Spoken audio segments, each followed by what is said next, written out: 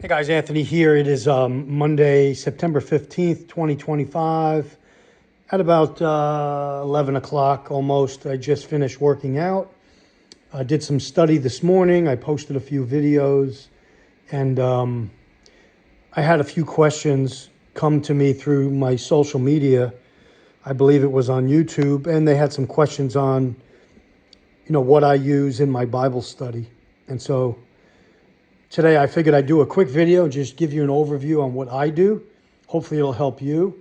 First and foremost, to do a Bible study, you need the Bible. That goes without asking. So I've used several different Bibles, but this is the ISR 2009 scriptures. It has the Hebrew name of the book on this page, and then the English name. So this is 2 Kings. Just happened to open it. 2 Kings, chapter 17. Again, Melachim Bet, 2 Kings 17. And it has the names of Messiah, of the Most High, put back into, right there you see it. But he answering said, it has been written, man shall not live by bread alone, but every word that comes from the mouth of Yahuwah. And then the verses that go along with it. And there's Yahushua's name right there. Yahushua said to him, it also has been written, you shall not try Yahuwah your Elohim. So the names are put back in. I did a video on that the other day. But first and foremost, for Bible study, you need the Bible. So some people use it electronically. I also have it on my phone with some other helps through Blue Letter Bible. I have this book on the phone as well in an app. I could cut and paste scriptures. I just started using my wife's Kindle to download something I needed on Amazon. She has the Kindle app that gets some stuff for free. I downloaded something on the gentleman Gunnar Heisson, who I was talking about this morning, and I'm reading some of his stuff via the Kindle today. I may get one this month myself and start carrying that with me. That's a very powerful tool, I think, to have. So next, other books that I'm maybe looking at in the last several months, I have out here. They're just on my table. I refer to these a lot. This one I haven't read yet. This one I just pulled down out of my library. It has a lot of good charts in it when you're looking at like the rapture, post-trib, pre-trib, all the things I've been discussing, and all the views, the eschatological views, the futuristic views, the historicist views, millennialism, post-millennialism. There's charts and stuff like that in here. So I can refer to that, kind of refreshing my mind on that. Another big thing that I do is I journal. You could see here, just so happens, today I just finished filling up this journal. And this size journal here is what I've been using for a while now. These are moleskins. This is the larger one. And I get 120 pages. So what I do is I number the pages like that. I'll date them. If I'm watching a video, I'll date the video. I'll name the video if it's YouTube or wherever. If I'm writing something myself, I'll put like a little note that says my note. If I want to do a video on it, like a video Bible study on it, after I do that study, and I'll write even on the Sabbath, I'll write what day it is, like Saturday, the Sabbath. I'll write down that I have to go back and do a video on this. And then when I do the video, I put a check mark in the journal. And then a lot of my videos, I'll go in and I'll type them out. And this orange folder has all the stuff in it that I'm pending to do. It's written already. It's stuff that's maybe already typed, like this one I just did. Are we to say his name? And so when I do it, I put okay, the date that I actually filmed it. This is the date that I wrote it or, typed it up. And so Then I punch holes in it. It goes in a binder upstairs, and all my devotionals over the years. I have several big full-size binders with all my Bible studies and devotionals that I filmed or talked about in that binder. So I could go pull these out if I'm going and speak somewhere and I want to, this might fit the bill. I might pull this sermon or whatever I spoke about and use some of it in speaking or another video, etc. Okay, this is another one I wrote back in February. I haven't done yet, so it's in this folder. Some other stuff, flat Bible verses, and I give the people that I've got it from. So all that stuff goes in this folder. So all my pending stuff is in here neatly in one place. I could take it with me and go wherever I, keep my thoughts in one place. And so now I just told you I finished filling up this journal. So this has 120 pages. I date it when I start the journal. I date it when I finish the journal. It goes in a special bin that I have, but I'm still using this journal to refer back to stuff that I haven't done yet. So I'll keep this out with me. Today I just started this journal, a brand new one. This is my last moleskin, so I have to buy some more. I think they come in packs of 3. So again, I leave this date open because this one I filled in 3 months. This might take me 2 months or 4 months. It depends how much I write. And so this one is fresh. I just dated it because I'm continuing a study that I was doing yesterday and today, this morning. So I'm just continuing it in the new journal, and then I'll number the pages. Okay, so that's journaling. Super duper, bet you haven't heard that word in a while. Super duper important for yourself to gather your thoughts, put down your, what's on your mind. Maybe even I might even write in this journal some things that I'm doing, that are going on in the world, like the recent Charlie Kirk shooting, maybe a hurricane or a tornado or an earthquake or something like that. I'll write that down. If it's like a monumental event or a key event, or some type of collapse or war or something, I'll write it in the journal as well, because sometimes it goes hand in hand with what I'm studying. You'll be surprised how much, when you go back and look at journals, when I go back and look at my journals from 2002, you'd be surprised how much stuff you could pull out. You could see how Yah was using you, speaking to you, your walk, how your walk is going, how your sanctification process is going. Then, this is a binder that I've had for over about 20 years now. It's just a regular, 1-inch binder. I just have a label on here, prayer journal.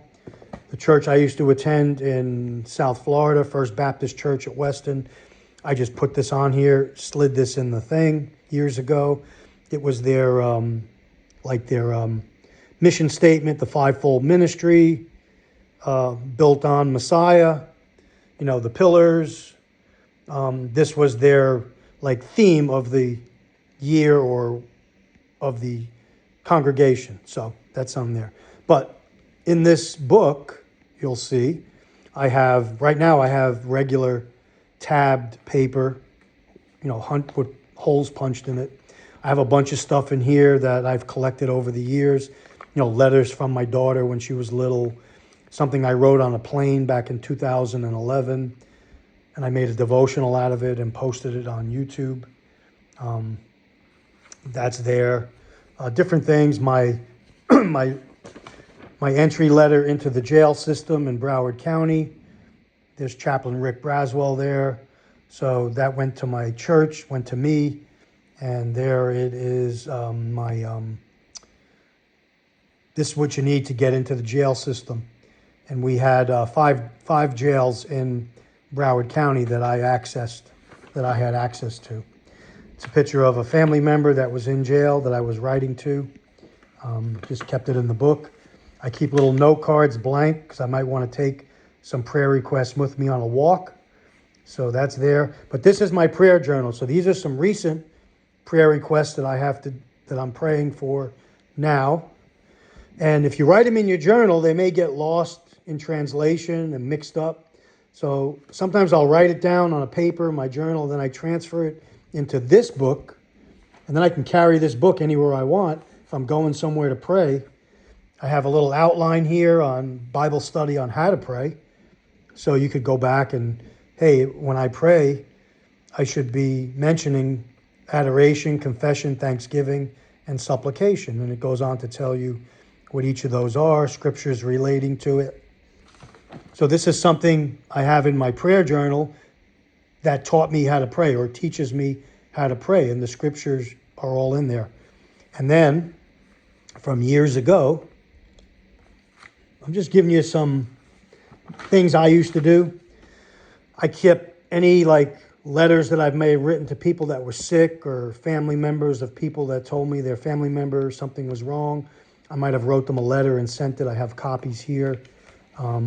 Then this is from years ago. I used to have a Bible software, prayer software.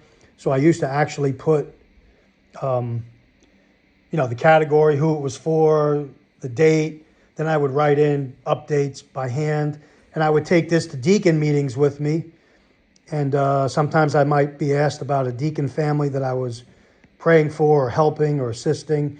And then I would go back and update the pastors on, what I was doing and the status of the ministry that I was given to. And then I had a master list I could just print out from the software that gave me an overview. And then I would go in and put in updates based on what people did. If somebody passed away, I would make a note of it. And so, but what I'm getting at is that's all in this binder. So my prayers are not mixed up. They're not, I could take this with me if I go to Starbucks and hey, I'm going to go pray for an hour or somewhere, wherever, my camper, and go down the list of prayers. So this is what I'm working on today. I have a neighbor whose mother has cancer. He came up to me in the street. He asked me to pray for her. She has stage 4 cancer. Her name is Myra. So let's lift her up in prayer today. I have a cousin, Elissa, that's undergoing chemotherapy treatment in Georgia. Let's lift her up in prayer. I just got this last night, a 14-year-old boy. His first and middle name is Michael Luke. He's at Children's Hospital here in Charlotte. He has a shunt in his brain and has had several operations. Today, he's receiving surgery to do something to stop the pressure. They might have to scrape his skull, I'm told, right there. They cannot release the pressure. He was born with a brain bleed because his mom was kicked in the belly by her ex-husband. So this is a tragedy, of course. But let's lift up this 14-year-old boy, Michael Luke, today and keep him in your prayers. So prayer journal, important. So you see the organization. I could pick up my Bible, my current studies, my prayer journal, and my regular journal, take them with me, go somewhere, and boom, I'm out the door. And maybe there's a book I'm reading that I might want to take with me. And then other books that I'm referring to actively are right here on the steps behind me. And I just put some out here so you could see, there's different books that I refer to. Other Bible, there's a King James Bible. There's the book of 2nd Esdras. This is Wisdom of Sirach, Baruch, Manasseh, Letter to Jeremiah, 1st and 2nd Esdras. Atlases, maps, charts. Book of Enoch, Book of Jubilees.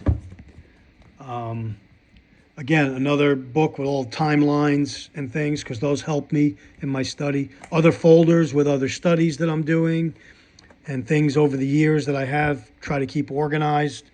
And this book I use a lot, the Outline Bible, to kind of give me an idea of a passage of scripture that I'm looking at or a chapter. It kind of, when you look at the outline in the Outline Bible, it kind of gives you a good mental picture of what's happening so you could formulate it and put it into words or into like a sermon or a study or whatever. So this little basket stays on the step. My wife yells at me all the time, but I try to keep the books where nobody's going to trip and fall. And so that's my video today, answering the questions. Hopefully, Bible study, you need a Bible or several Bibles. Upstairs, I have a whole library of other books, but I pull them down as I need them. Things that I might be looking at, like this one and this one I use a lot. This one I just started using again. This one I'm reading. This one I haven't started yet. And I'm still reading the Kindle book relating to what I've been talking about in my last couple videos. But your Bible, your prayer journal, and your journal, regardless of how you combine them, should be together with you. You could make this one journal for prayer and regular, or you could make your journal, one page is for what you're studying and the next page is prayer for that day or that week. However you want to set it up. But this is a legacy. A kadosh, a set-apart person, wants to leave when Yah calls them back home for their family members, their grandsons, their family, their kids, whoever. Hey, what did Pampy believe in? What did Pampy do? Well, not only do they have 2,500 videos on YouTube and other social media, they have written account of, oh, okay, I see when Pampy was back in 2002, he was doing this, and now back in 2025, he was, studying this or that. So they can see and feel and act upon the truth. And hopefully your journals, your studies can be left to them, and they will use them to further the kingdom. Okay, so thanks for watching, everybody. I hope this helps other people in their studies.